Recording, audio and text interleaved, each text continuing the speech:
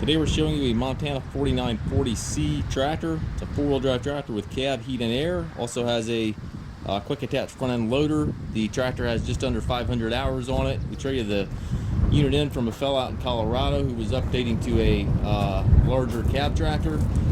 It does have the skid steer cell hookup here for your bucket connection. However, the levers are not with it, so it will need some new levers there to be able to disengage that. The loader itself is quick attach as well. The Montana tractor, I believe, was built by LS. Full cab with heat and air. The air does blow cold. It's approximately 80 degrees a day, and it is nice and cool in the cab. It does have the dual remotes back here, 540 PTO, top link, stabilizer bars, drawbar, everything's there. Work lights in front and back of the cab.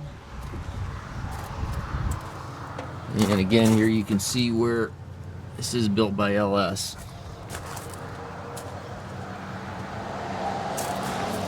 If you're looking for an inexpensive cab loader tractor, this one's definitely worth a look. At the price point, you know, we're talking about half of what a Kubota, John Deere, or something equivalent like that would run. So definitely worth a look. It does have a creeper range in it. Has the four-wheel drive lever over here as well.